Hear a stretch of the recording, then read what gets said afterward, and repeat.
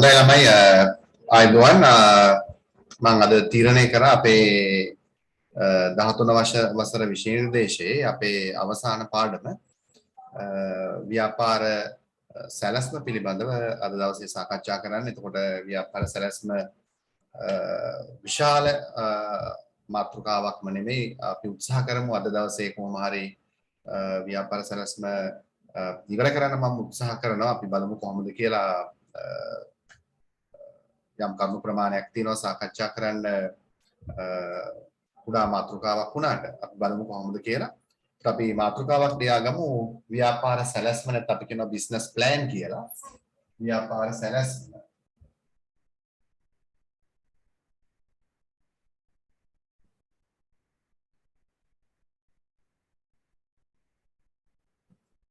එතකොට සිලබස් එකේ අවසාන පාඩම උසස් පෙළ ව්‍යාපාර අධ්‍යයනයේ 18 වෙනි පාඩම තමයි ව්‍යාපාර සැලැස්ම. එතකොට 18 වෙනි පාඩම විදියට මේක දාන්නත් හේතුවක් තියෙනවා. ව්‍යාපාර සැලැස්ම කියන පාඩම කරන්න බෑ අපි ව්‍යාපාර සැලැස්ම ගැන ඉගෙන ගන්න. මීට ඉස්සෙල්ලා ඉගෙන ගන්න ඕන දේවල් ටිකක් තියෙනවා. මේ වෙනකොට ව්‍යාපාර සැලැස්මක අන්තර්ගතය අපි ඉස්සරහට කතා කරනවා. ව්‍යාපාර සැලැස්මක අන්තර්ගත වැදගත්ම දැවැන්තම මාතෘකා හතරක් අපි මේ වෙනකොට සාකච්ඡා කරලා ඉවරයි. ඒ කියන්නේ මෙහෙයුම් කටයුතු, අලෙවිකරණ කටයුතු, මූල්‍ය කටයුතු සහ මානව සම්පත් කටයුතු. එතකොට ව්‍යාපාර සැලැස්මක් තුර ප්‍රධාන වශයෙන් ඒ කටයුතු හතර සැලසුම් කිරීමක් කරනවා. ඒක නිසා මේ පාඩම් හතර ඉවර කරන්න නැතුව අපිට ව්‍යාපාර සැලැස්ම කියන පාඩමට ප්‍රායෝගිකව එන්න අමාරුයි. අලෙවිකරණය, මානව සම්පත් කළමනාකරණය, මූල්‍ය කළමනාකරණය සහ මෙහෙයුම් කළමනාකරණය පිළිබඳව දන්නේ නැතුව අපි බලමු කොයි වගේ දේවල්ද ඒ දැන්ට කතා කරලා ඉවර දේවල් මේ මාතෘකාව යටතේ සාකච්ඡා කරන්න තියෙන්නේ කියලා. කෙසේ වෙතත් ව්‍යාපාරයක් කරන කෙනෙකුට වර්තමානයේදී ව්‍යාපාර සැලැස්මක් සකස් කරගන්නම වෙනවා. ප්‍රධාන වශයෙන් අපි දන්නවා ව්‍යාපාරයක් කරද්දී ව්‍යාපාරිකයාට තියෙන ප්‍රධානම ගැටලුව තමයි මූල්‍ය දුෂ්කරතාව. මේ මුදල් හොයාගන්න එක ව්‍යාපාරය කරන්න. එතකොට ව්‍යාපාරයක් කරන්න මුදල් හොයාගන්න ගියාම ඒ කියන්නේ ව්‍යාපාරිකයා ව්‍යාපාරයට යොදන මුදල් වලට අමතරව සමහරක් වෙලාවට යම්කිසි ණය මුදලක් ලබා ගන්න අවශ්‍ය වෙන්න පුළුවන් ව්‍යාපාරිකයාට. එතකොට බැංකුවක් වැනි මූල්‍ය ආයතනයකට ණය ගන්න ගියාම ප්‍රධාන වශයෙන් මේගොල්ලෝ බිස්නස් ප්ලෑන් එක ඉල්ලනවා ව්‍යාපාරිකයාගේ. එතකොට මම දන්න විදිහට වර්තමානයේ ව්‍යාපාරික ණය ගන්න ප්‍රධාන වශයෙන්ම ව්‍යාපාර සැලැස්මක් ඉදිරිපත් කරන්න වෙනවා බැංකුවට. ඒ කියන්නේ විධිමත්ව සකස් කරපු සැලැස්මක් ඉදිරිපත් කළ තමයි ණය ලබා ගැනීමේ කටයුතු සිදු කරන්න වෙන්නේ. ඒ නිසා ව්‍යාපාර සැලැස්ම කියන මාතෘකාව ගැන යම් ප්‍රමාණයකට 13 වසරේ සිලබස් එකේ උගන්වන එක වටිනවා. නමුත් අපි ඉගෙන ගත්තා වගේ නෙමෙයි ව්‍යාපාර සැලැස්මක් ප්‍රායෝගිකව හදන්න ගියාම අපිට ඉගෙනගත්ත දේවල් වලින් යම් ප්‍රයෝජනයක් තිබ්බත් ප්‍රායෝගිකව හදන එක ටිකක් සංකීර්ණ කටයුත්තක් ව්‍යාපාර සැලැස්මක්. කෙසේ වෙතත් අඩුම ගානේ තල අවබෝධයක්වත් ලබා දෙන එක උසස් පෙළ විෂය නිර්දේශයෙන් වටිනවා ළමයින්ට ව්‍යාපාර සැලැස්මක් පිළිබඳව. හොඳයි අපි ව්‍යාපාර සැලැස්ම කියන මාතෘකාව ගැන සාකච්ඡා කරන්න අපිට ඊට පෙර සාකච්ඡා කළ යුතු කරුණක් තියෙනවා. ව්‍යාපාර අදහසක් කියන්නේ මොකක්ද කියලා. ඒතර අපේ පළවෙනි ප්‍රශ්නේ විදිහට අපි සාකච්ඡා කරනවා ව්‍යාපාර අදහසක් කියන්නේ. ව්‍යාපාර අදහසක් කියන්නේ. එතකොට අදහසක් ඔළුවට පහළ වෙන්නේ නැතුව කිසි දෙයක් කරන්න බෑනේ. එතකොට මොන හරි අයිඩියා එකක් Tamanට එන්න ඕනේ. මොන හරි ව්‍යාපාරයක් අනාගතයේදී Taman ආරම්භ කරනවා නම්. එතකොට Tamanගේ ව්‍යාපාර අදහස දැන් අදහස ඔළුවේ තිබ්බට වැඩක් නැහැ. අදහස කියන එක ඔළුවේ තියෙන දෙයක් නේ. නේද මේ ඔළුවේ තියෙන ව්‍යාපාර අදහස ප්‍රායෝගික තත්වයට පත් කරගත්තොත් තමයි අපිට ව්‍යාපාරයක් ආරම්භ කිරීමේ අවස්ථාව උදා වෙන්නේ. එතකොට වැදගත් වෙන්නේ අදහස ප්‍රායෝගික ව්‍යාපාර අවස්ථාවක් බවට පරිවර්තනය කරගන්න එක. සාමාන්‍යයෙන් ව්‍යවසායකත්වයේදී සාකච්ඡා කරන අදහසක් කියන්නේ මොකක්ද, අවස්ථාවක් කියන්නේ මොකක්ද කියලා. කෙසේ වෙතත් අපි මෙතනදී දාල වශයෙන් සාකච්ඡා කරන ව්‍යාපාර අදහසක් කියන්නේ මොකක්ද කියලා. එතකොට කෙටියෙන් කියනවා නම් අදහසක් කියන්නේ මොකක්ද කියලා දැන් අපි දන්නවා අපි විභාගයට ගියාම විභාගයට ප්‍රශ්න අහන ඕගලන්ගෙන් ඒ ප්‍රශ්නයක් කියන්නේ ගැටලුවක් ඕගොල්ලෝ දන්නවා. එතකොට ඒ ගැටලුවට ඕගලන්ගේ අදහස තමයි ඕගොල්ලෝ විසඳුම් යෝජනා විදියට ඉදිරිපත් කරන්නේ. එතකොට ගැටලුවකට තමයි අපි යම්කිසි විසඳුමක් ඉදිරිපත් කරන්න උත්සාහ කරන්නේ. ඒ ගැටලුව විසඳන්නේ කොහොමද කියලා හිතන්නේ. එතකොට කෙටියෙන්ම කිව්වොත් ගැටලුවක් සඳහා ඉදිරිපත් කරන විසඳුමක් තමයි අපි කියන්නේ අදහසක් කියලා. මම මේ දල අදහසක් දුන්නේ. ගැටලුවක් සඳහා ඉදිරිපත් වන විසඳුමක් අදහසක් කියලා. එතකොට අපි දන්නවා ව්‍යාපාරයක් පටන් ගන්න එකත් ලේසි වැඩක් නෙමෙයි. ව්‍යාපාරයක් පටන් ගන්න එකත් සංකීර්ණ කටයුත්තක්. ඒකට හේතුව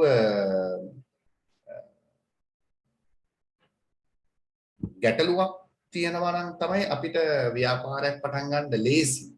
ඒ කියන්නේ මෙතනදී අපි ගැටලුවක් කියලා අදහස් කරන්නේ පාරිභෝගික අවශ්‍යතා හා උවමනා තියෙන භාණ්ඩෙන් දැනට පාරිභෝගිකයා තෘප්තිමත් වීම ප්‍රමාණවත් නැත්තම් එතකොට එතන ගැටලුවක් තියෙනවා. එතකොට ඒ තියෙන භාණ්ඩෙන් පාරිභෝගිකයා තෘප්තිමත් වෙන්නේ නැහැ කියලා ව්‍යවසායකයට හැඟුණොත් ව්‍යවසායකයට හිතන්න පුළුවන් ඒ තියෙන භාණ්ඩය මීට වඩා හොඳට හදාන්න. කියන්නේ ව්‍යවසායකයට තේරෙන්න ඕනේ මෙතන ගැටලුවක් තියෙනවා කියලා. එතකොට ව්‍යවසායකයා උත්සාහ කරන්න ඕනේ තියෙන භාණ්ඩයට වඩා හොඳ භාණ්ඩයක් හදන්නේ කොහොමද කියන අදහස ව්‍යවසායකයාට එන්න ඕනේ.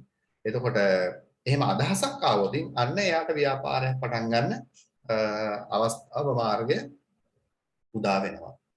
අපි හරියටම කතා කරොත් මොකද්ද මේ අදහසක් කියන්නේ කියලා. ඒතර අදහසක් කියන දේ අපේ මනසේ පහළ වෙන සිතුවිල්ලක් විදියටයි අපි අදහස් කරන්නේ. අපේ ඔළුවට එන අදහසක්. එතකොට අපි උත්සාහ කරනවා ඒක ප්‍රායෝගිකව ඒ අදහස ක්‍රියාත්මක කරලා භාණ්ඩයක් හෝ සේවයක් නිර්මාණය කරලා වෙළඳපොළට එවන්න අවස්ථාවක් හදාගන්න ව්‍යාපාරිකයෙක් විදියට වෙළඳපොළට එන්න. ඒතකොට අපිට මෙහෙම කියන්න පුළුවන් අදහසක් කියන්නේ මොකක්ද කියලා. පුද්ගලයෙකුගේ හරි සංවිධානයක හරි අවශ්‍යතාවයක් හෝ උවමනාවක් තෘප්තිමත් කරන්නනේ මේ යම්කිසි අදහසක් ඇති කරගෙන භාණ්ඩයක් හෝ සේවයක් නිර්මාණය කරන්න උත්සාහ කරන්නේ. එතකොට පුද්ගලයෙකුගේ හෝ සංවිධානයක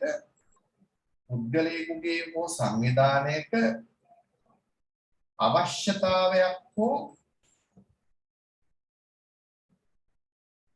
උවමනාවක්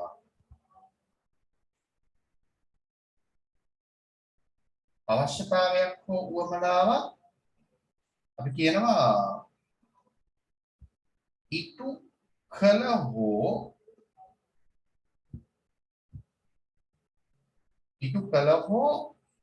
ඉටු කළ හැකි නිෂ්පාදිතයක් නිර්මාණය කිරීම පිළිබඳව ඉටු කළ හැකි නිෂ්පාදිතයක්. අපි දන්නවා නිෂ්පාදිතයක් කියලා කියන්නේ භාණ්ඩයක් හෝ සේවයක් කියන එක. ඉටු කළ හැකි අවශ්‍යතා හා උවමනා ඉටු කරන්න වෙළඳපොළට එවන්න වෙන්නේ නිෂ්පාදිතයක්නේ, භාණ්ඩයක් හෝ සේවයක්නේ. එතකොට අවශ්‍යතාවයක් හෝ උවමනාවක් ඉටු කළ හැකි, ඒ කියන්නේ තෘප්තිමත් කළ හැකි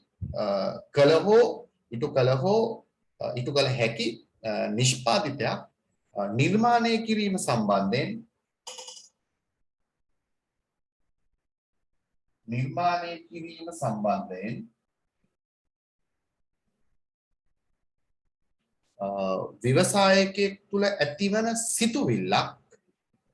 ව්‍යවසායකයෙක් තුළ ඇතිවන සිතුවිල්ලක් අපි නිර්වචනය කරනවා අදහසක් කියලා. එතකොට ඒක මනසේ ජනිත වන යම්කිසි සිතුවිල්ලක්. මෙන්න මෙහෙම මේ දේ කරොත් හොඳයි කියන සිතුවිල්ල එන්න ඕනේ. ඒතර මෙහෙම මේ දේ කරොත් පාරිභෝගිකයාගේ අවශ්‍යතා හා උවමනා දැනට වෙළඳපොලේ තියෙන භාණ්ඩයට වඩා ඉටු කරන්න පුළුවන් කියලා සිතුවිල්ලක් ආවොත් තමයි අපිට ඒක ප්‍රායෝගිකව හදන්නේ කොහොමද කියලා ඊට පස්සේ කල්පනා කරන්න පුළුවන්. ප්‍රථමයෙන් වැදගත් වෙන්නේ මේක මෙහෙම කරොත් හොඳයි කියන එක ඔළුවට එන එක. ඉතින් අපි වෙළඳපොලේ තියෙන භාණ්ඩ හැම දෙයක්ම ගත්තොත් එහෙම තමයි. දැන් මෝටර රථයක් වෙළඳපොලට එනකොට වායු සමනය කරලා තිබුණේ නැහැනේ. නමුත් කාට හරි සිතුවිල්ලක් ආවා පාරිභෝගිකයාගේ අවශ්‍යතා හා උවමනා ඉටු කළ හැකි කියලා තියෙන වාහනයට වඩා ඒක AC කරන විදියට ඒක හදාගන්න පුළුවන් විදියට ඒක නිර්මාණය කළොත් හොඳයි කියලා කාගේ හරි සිතුවිල්ලක් ඔළුවට ආපු නිසා තමයි අපිට AC කරපු වාහනයක් නැගලා යන අවස්ථාව උදා වෙලා තියෙන්නේ. ඒ වගේම අපි කවදාවත් හිතුවේ නෑ අපේ ජංගම දුරකථනය හරහා නේද නැත්නම් අපේ පරිගණකය පාවිච්චි කරලා මෙහෙම මුහුණට මුහුණ සාකච්ඡාවක් කරන්න පුළුවන් වෙයි කියලා. නමුත් ව්‍යවසායකයන්ගේ මනසේ මෙහෙම දෙයක් නිර්මාණය කරමු කියලා සිතුවිල්ලක් ඔළුවට ආපු නිසා තමයි අපි අදත් මේ වගේ තාක්ෂණික උපකරණ පාවිච්චි කරලා මේ වගේ දේවල් කරන්නේ. ඒ කියන්නේ කාගේ හරි අදහසකට අනුව තමයි මේ හැම දෙයක්ම නිර්මාණය වෙලා තියෙන්නේ සිතුවිල්ලකට අනුව. අන්න එහෙම මනසේ ජනිත වන සිතුවිල්ලක් තමයි කාගේ හරි පුද්ගලයෙකුගේ අපි කියන්නේ ඇත්තටම අදහසක් කියලා. ඒකට ලියා ගන්න පුළුවන් නිර්වචනය පුද්ගලයෙකුගේ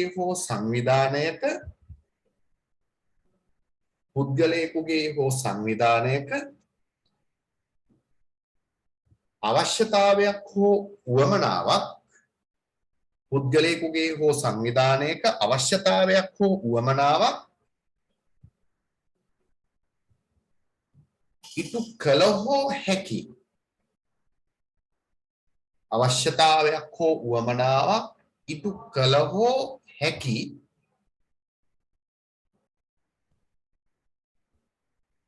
නිෂ්පාදිතයක් ඉටු කළ හෝ හැකි නිෂ්පාදිතයක් නිර්මාණය කිරීම සම්බන්ධයෙන් නිෂ්පාදිතයක් නිර්මාණය කිරීම සම්බන්ධයෙන් මෙහෙම දෙයක් හැදුවොත් හොඳයි කියන සිතුවිල්ල නිර්මාණය කිරීම සම්බන්ධයෙන්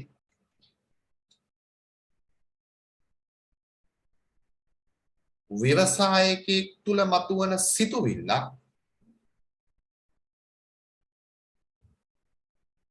අපිට මේක කියනකොට මතක් වෙන්නේ අර භාණ්ඩයක අලෙවිකරණයේදී අපි කතා කරා භාණ්ඩයක ජීවන චක්‍රයේ අදියර පහ. ඒකෙන් පළවෙනි අදියර තමයි අපිට මේක ගැන කතා කරද්දී මතක් වෙන්නේ. මම හිතනවා ඔබටත් ඒක මතක් වෙනවා ඇති කියලා. එහෙම මතක් වෙන්නේ නැත්නම් ඕනනම් ආයි ගිහිල්ලා භාණ්ඩයක ජීවන චක්‍රයේ අදියර පහ ඔබට මතක ඇති. සංවර්ධන අදියර, හඳුන්වා දීමේ අදියර, වර්ධන අදියර, පරිණත අදියර සහ පිරිහීමේ අදියර අපි ඇඳ මෙන්න මෙහෙම අදියර පහ පෙන්වන සටහනක් ඔබට මතක ඇති.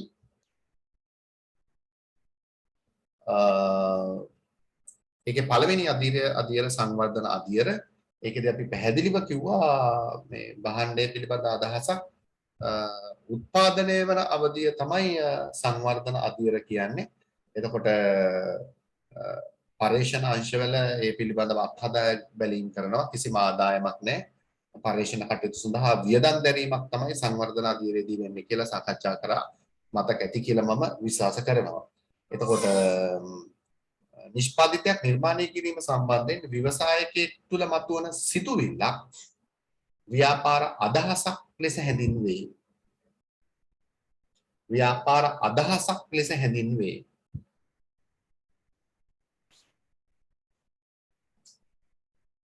ව්‍යාපාර අදහසක් ලෙස හැඳින්වේ. සුන්දර නිර්වචනයක් මේක. හොඳ නිර්වචනයක්.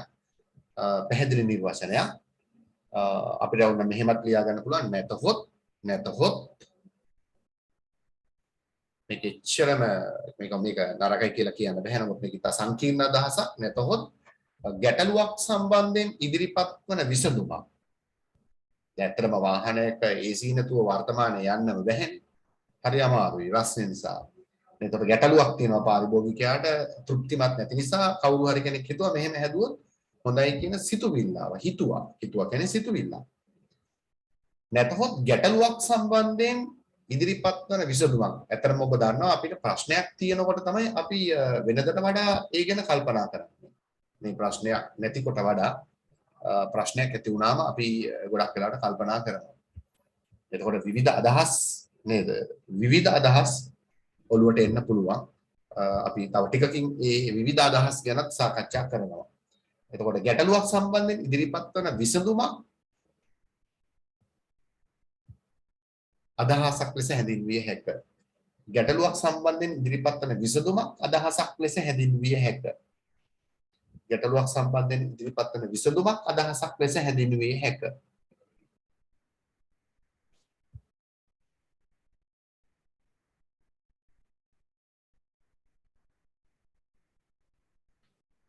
ඊට පස්සේ වැදගත් වෙන දේ තමයි අපි දන්නවා යම්කිසි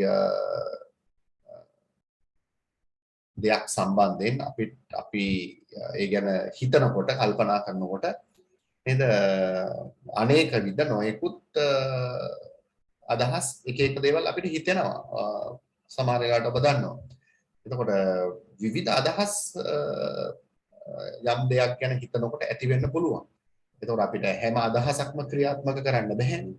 එතකොට ඒ අදහස් සියල්ල අතුරින් වඩා වැදගත් අදහස හඳුනාගෙන නේද? ඒක තෝරගෙන ඒක ප්‍රායෝගිකව ක්‍රියාත්මක කරන්න තමයි ව්‍යවසායකේ ව්‍යාපාරිකයෙක් හැමතිස්සෙම උත්සාහ කරන්නේ. ඒ කියන්නේ විකල්ප අදහස් අතුරින් යෝග්‍යතම අදහස තෝරගෙන ක්‍රියාත්මක කිරීම තමයි වඩා වැදගත් වෙන්නේ. අපි දන්නවා ඒක නේද? යම් කිසි ගැටලුවකට විසඳුම් කීපයක් තියෙන්න පුළුවන්. නමුත් අපි වඩා සාර්ථක වෙන්නේ ඒ ගැටලුවට ඒ විසඳුම් අතුරින් හොඳම විසඳුම තෝරගන්න පුළුවන්කම අපිට තිබ්බොත් විතරයි. ඉතින් ව්‍යවසායකෙක් එහෙම කරන කෙනෙක්. ඒ ගැන තමයි අපි ඊට පස්සේ සාකච්ඡා කරන්නේ. මේ අදහසක් නැත්නම් මේ අදහස් අපි කියනවා මේ සාර්ව හා සූක්ෂම මේ ඇතිවන සිතුවිලි නැත්නම් අදහස් සාර්ව හා සූක්ෂම විශ්ලේෂණයකට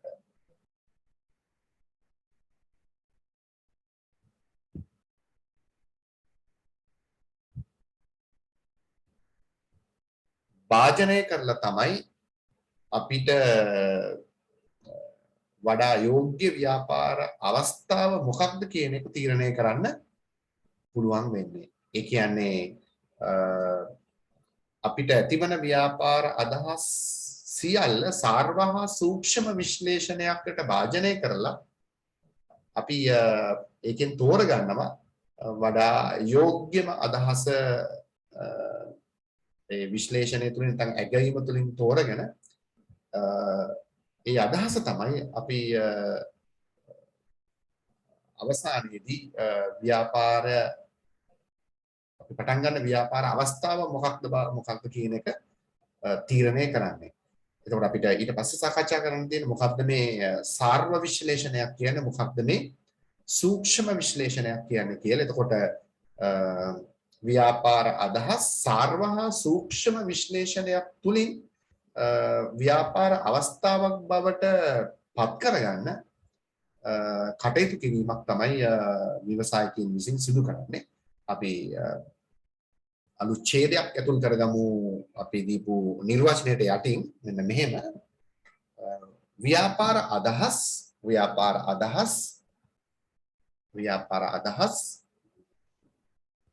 සාර්ව හා සූක්ෂම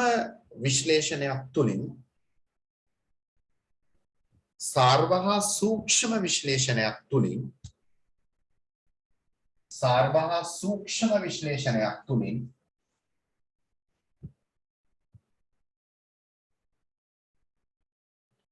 සාර්ව හා සූක්ෂම විශ්ලේෂණයක් තුලින් අවස්ථාවක් බවට තීරණය කළ යුතුවේ. අවස්ථාවක් බවට තීරණය කළ යුතුවේ. නැත්නම් අවස්ථාවක් බවට තීරණය කෙරේ. අවස්ථාවක් බවට තීරණය කෙරේ. අවස්ථාවක් බවට තීරණය කෙරේ. එතකොට ඊට පස්සේ අපිට සාකච්ඡා කරන්න තියෙන්නේ මොකක්ද සාර්ව විශ්ලේෂණයක් කියන්නේ.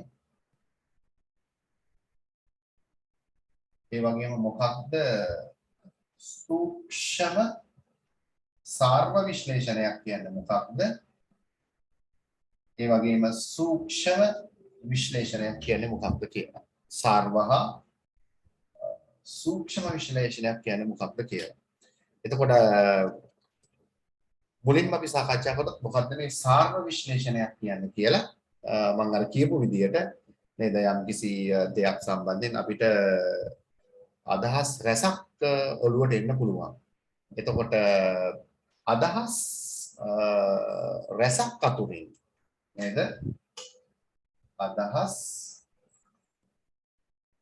රැසක් අතරින්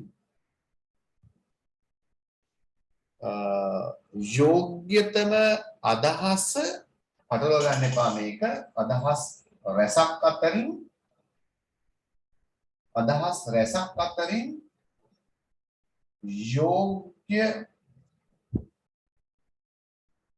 යෝග්‍යතම අදහස මෙන්න මේ වචනේ හරි වැදගත් මෙතනදී හඳුනා ගැනීම සඳහා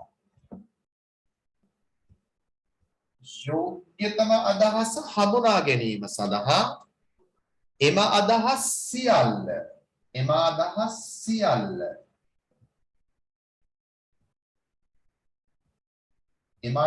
සියල්ල පිළිබඳව අපි යම්කිසි විශ්ලේෂණයක් ඇගීමක් අවධානය යොමු කිරීමක් කරනවා නම් එම අදහස් සියල්ල ඇගීමට ලක් කිරීමක් අපි හඳුන්වනවා සාර්ව විශ්ලේෂණයක් කියලා. ඔබ දන්නවා සාර්ව කියන අදහසෙන් අපි කරන්නේ මේ සමස්තය පිළිබඳව අවධානය යොමු කරන එක තමයි සාර්ව කියන එකේ අදහස. මේ සූක්ෂම කියන්නේ ඒ කියන්නේ යම්කිසි එක දෙයක් පිළිබඳව විශේෂයෙන් සූක්ෂමව හොයලා බලන එක. එතකොට සමස්ත අදහස් පිළිබඳව ඇගීමක් කරන එක තමයි. එතකොට එහෙම ඇගීමක් කරොත් තමයි අපිට වඩා වැදගත් නේද? එච්චර වැදගත් නැති ඒ අනුව අපිට ඒවා පිළිවෙලකට පෙළගස්ස ගන්න පුළුවන් වෙන්නේ. ඒ අනුව වැදගත්ම අදහස මොකක්ද කියන එක අපිට ඊට පස්සේ තෝරගන්න පුළුවන්. එතකොට අදහස් රැසක් අතරින් යෝග්‍යතම අදහස මේක හරි වැදගත්. පටලවා ගන්න එපා. යෝග්‍යතම අදහස හඳුනා ගැනීම සඳහා තමයි අදහස් සියල්ල අපි ඇගීමක් කරන්නේ. ඒකට තාම තෝරගෙන නැහැ. මේ හඳුනා ගන්න උත්සාහ කරන එක තමයි මේකෙදි කරන්නේ. හඳුනා ගන්න නම් අපි සියලු අදහස් පිළිබඳව අපේ අවධානය විශ්ලේෂණය ඇගීම කරන්න ඕනේ. හොයලා බලන්න ඕනේ. ඒතර ලියා ගන්න පුළුවන් සාර්ව විශ්ලේෂණයක් කියන්නේ මොකක්ද කියලා. අදහස් රැසක් අතරින් යෝග්‍යතම අදහස හඳුනා ගැනීම සඳහා අදහස් රැසක් අතරින් යෝග්‍යතම අදහස හඳුනා ගැනීම සඳහා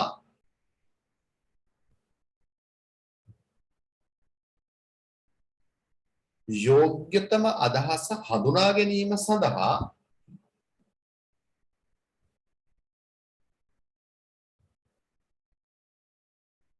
යෝග්‍යතම අදහස හඳුනා ගැනීම සඳහා එම අදහස් සියල්ල ඇගීමකට ලක් කිරීම එම අදහස් සියල්ල ඇගීමකට ලක් කිරීම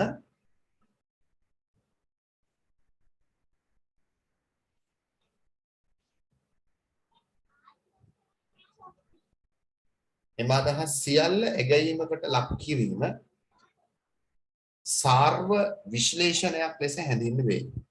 එම අදහස් සියල්ල ඇගීමකට ලක් කිරීම සාර්ව විශ්ලේෂණයක් ලෙස හැඳින්වේ.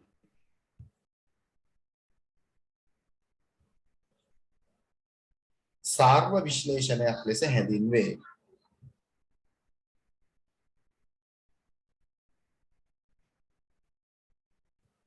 ඒ වගේම ඒකටම ඇතුල් කරගන්න මෙන්න මේ අදහස මෙහිදී ව්‍යාපාරයක්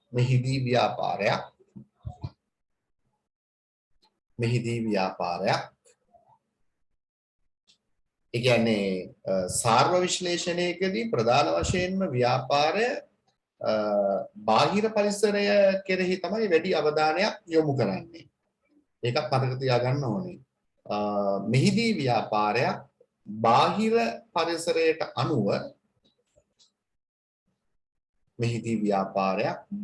පරිසරයට අනුව ඇගයීමක් කළ යුතු වේ. මෙහිදී ව්‍යාපාරයක් බාහිර පරිසරයට අනුව ඇගයීමක් කළ යුතු වේ. බාහිර පරිසරයට අනුව ඇගයීමක් කළ යුතු වේ. බාහිර පරිසරයට අනුව ඇගයීමක් කළ යුතු වේ. උදාහරණ ඒ කියන්නේ අපි දන්නවා බාහිර පරිසරය කියලා කියන ආර්ථික පරිසරය, දේශපාලන පරිසරය, සමාජ හා සංස්කෘතික පරිසරය, තාක්ෂණික පරිසරය, ඒ වගේ බාහිර පරිසරයේ සාධක කෙරෙහි තමයි ප්‍රධාන වශයෙන් අවධානය යොමු කරන්නේ සාර්ව විශ්ලේෂණයකදී. උදාහරණ ලියන්නත් අවශ්‍ය නැහැ. ඔබ දන්නවා බාහිර පරිසරයේ සාධක මොනවද කියන එක. ආර්ථික, දේශපාලන, සමාජීය, සංස්කෘතික සාධක කෙරෙහි සාර්ව විශ්ලේෂණයකදී වැඩි අවධානයක් යොමු කරනවා. උදාහරණ කියලා දාලා නේද ආර්ථික, දේශපාලන, සමාජ, සංස්කෘතික, නෛතික වගේ සාධක කෙරෙහි තමයි වැඩි අවධානයක් සාර්ව විශ්ලේෂණයකදී යොමු කරන්නේ. සූක්ෂම විශ්ලේෂණයකදී වැඩි වශයෙන් ව්‍යාපාරයක් අවධානය යොමු කරන්නේ අභ්‍යන්තර හා ආසන්න පරිසරය කෙරෙහි තමයි වැඩි අවධානයක් යොමු කරන්නේ. සාර්ව විශ්ලේෂණයේදී බාහිර පරිසරය කෙරෙහි විශේෂයෙන් අවධානය යොමු කරනවා. හොඳයි අපි ඊට පස්සේ අවධානය යොමු කරොත් මොකද්ද මේ සූක්ෂම විශ්ලේෂණයක් කියන්නේ කියලා. සූක්ෂම විශ්ලේෂණයක්. ඒතර ඔබට තේරුම් ගන්න පුළුවන් ඇති මම හිතන්නේ සූක්ෂම විශ්ලේෂණයක් කියන්නේ මොකක්ද කියලා. අපි හිතුවොත් මෙන්න මෙහෙම අපිට අදහස් 10ක් ඔළුවට ආවනම් ඒකෙන් 3ක් අපි හඳුනා ගන්නවා වඩා හොඳ අදහස් කියලා. එතකොට ඒ තුනෙන් ව්‍යවසායකයාට වඩාත්ම ප්‍රතිලාභ ගෙන දෙන අදහස තෝරා ගැනීම තමයි හඳුනා ගැනීම නෙවෙයි එතකොට තෝරා ගැනීම තමයි අපි කියන්නේ සූක්ෂම විශ්ලේෂණයක් කියලා. නේද? ඒතර අපිට නිර්වචනය කරන්න පුළුවන් මෙන්න මෙහෙම සූක්ෂම විශ්ලේෂණයක් කියලා කියන්නේ සාර්ව විශ්ලේෂණයක් තුලින් හඳුනාගත් අදහස් අතරින්. නේද? සාර්ව විශ්ලේෂණයක් තුලින් අපි හඳුනාගත්තේ 10න් 3ක්. ඒතර සාර්ව විශ්ලේෂණයක් තුලින් හඳුනාගත් අදහස් අතරින් ව්‍යවසායකයාට වඩා ප්‍රතිලාභ ගෙන දෙන අදහස තෝරා ගැනීම අපි හඳුන්වනවා සූක්ෂම විශ්ලේෂණයක් කියලා. මම හිතනවා පැහැදිලි ඇති කියලා. නේද? සාර්ව විශ්ලේෂණයක් තුලින් අපි හඳුනාගත්තේ 3 දෙනෙක් ප්‍රධානයි. සාර්ව විශ්ලේෂණයක් තුලින් හඳුනාගත් අදහස් අතරින් හඳුනාගත් ව්‍යාපාරික අදහස් අතරින් ව්‍යවසායකයාට වඩාත්ම ප්‍රතිලාභ ගෙන දෙන ව්‍යාපාරික අදහස එතකොට තෝරා ගැනීම.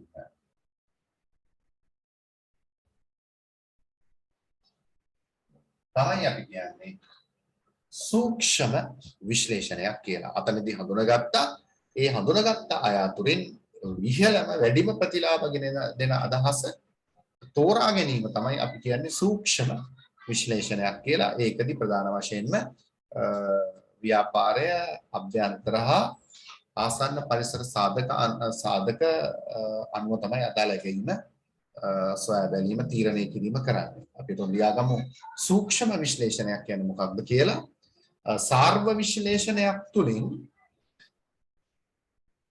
සාර්ව විශ්ලේෂණයක් තුලින් හඳුනාගත් ව්‍යාපාර අදහස් අතරින් සාර්ව විශ්ලේෂණයක් තුලින් හඳුනාගත් ව්‍යාපාර අතරින්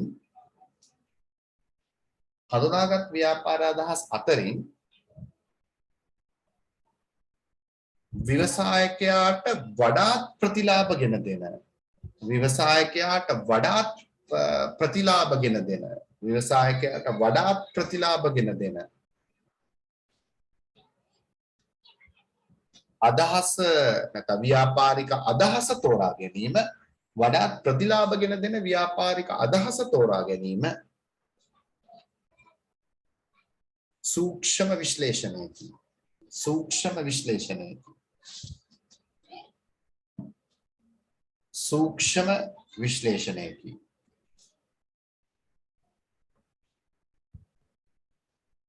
මෙහිදී ව්‍යාපාරයක්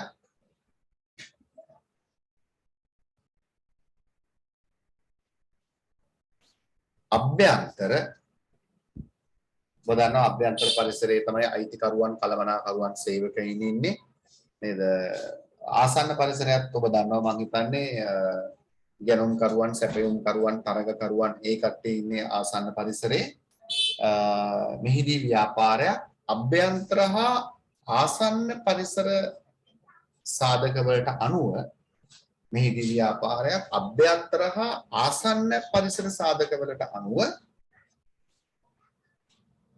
ඇගීමක් කළ යුතු වේ.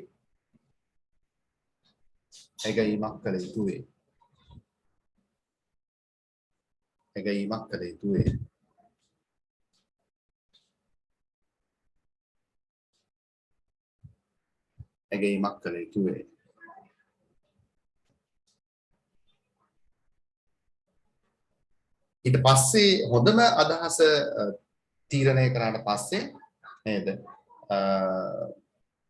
ආරම්භ කරන ව්‍යාපාර අවස්ථාව කුමක්ද කියන එක යාට තීරණය කරන්න පුළුවන්. කියන්නේ කොහොමද වැඩේ කරන්න කියන එක තීරණය කරන්න පුළුවන්. නේද? 10ක් දේවල් හිතුණා නේද? අන්තිමට තෝරගත්තා මෙහිමයි අදාළ කටයුත්ත කරන්න කියලා. එතකොට එහෙම තෝරගත්ත අදහස තමයි ප්‍රායෝගික ව්‍යාපාර අවස්ථාවක් බවට පත් කරන්න කටයුතු කරන්නේ. ඒ නිසා අපිට කියන්න පුළුවන් ඒ අනුව එම ව්‍යාපාරික අවස්ථාවට අදාළව එයා පටන් ගන්න තීරණය කරපු ව්‍යාපාරික අවස්ථාවට අදාළව අනිවාර්යයෙන්ම එයාට ව්‍යාපාර සැලැස්මක් සකස් කරන්න වෙනවා. ඔතනින් තමයි අපිට ව්‍යාපාර සැලැස්මක් මොකටද කියන ප්‍රශ්නේ මතුවෙන්නේ. එතකොට ව්‍යාපාර අවස්ථාව කුමක්ද යන්න තීරණය කරාට පස්සේ ඒ සඳහා සුදුසු ව්‍යාපාර සැලැස්මක් ව්‍යාපාරිකයාට සකස් කරන්න වෙනවා. ඉතින් ව්‍යාපාර සැලැස්මක් නැතුව ව්‍යාපාරයක් පටන් ගන්න එක එච්චර හොඳ කටයුත්තක් නෙමෙයි කියන එකයි කාගෙත් අදහස. ඒතර දාගන්න මේ අදහස ඔතනටම අලුත් ඡේදයක් විදියට ඒ අනුව තීරණය කළ ව්‍යාපාර අවස්ථාවට අදාළ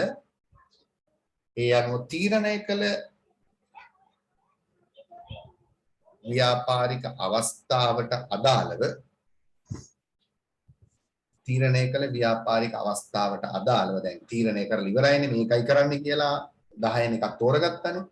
ඒ අනුව තීරණය කළ ව්‍යාපාරික අවස්ථාවට අදාළව යෝග්‍ය ව්‍යාපාර සැලැස්මක් සකස් කළ යුතු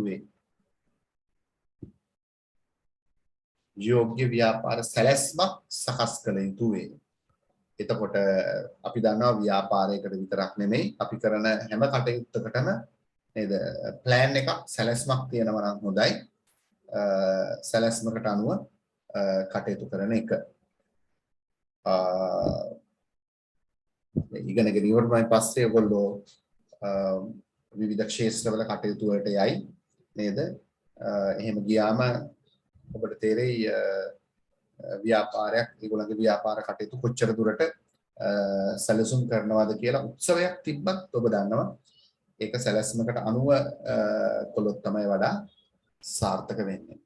එහෙම නොවුනොත් ඒක සාර්ථක වෙන්නේ නැහැ. කවුද කරන්නේ මොනවාද කරන්නේ මොකක්ද හදන්නේ කොච්චරක් හදන්න ඕනද මොකක්ද වෙළඳ පොළ කොච්චර පිරිවැයක් යනවද කොහොමද සල්ලි හොයාගන්නේ ඒ ටික ඔක්කොම ප්ලෑන් කරලා වැඩේ පටන් ගන්න එක තමයි වඩා සාර්ථක. එතකොට ඒකේ තියෙන විදියට අපිට වැඩ ටික අත් නොහැරි හැලෙන්නේ නැතුව මගේ හැරෙන්නේ නැතුව හරියට ඒ කටයුතු ටික කරගන්න පුළුවන් කමක් ව්‍යාපාර සැලැස්මක් තුළින් ලැබෙනවා. එතකොට අපි දැන් එනවා මාතෘකාවට. එතකොට අපිට ලියා ගන්න පුළුවන් ප්‍රශ්නයක් ව්‍යාපාර සැලැස්මක් යන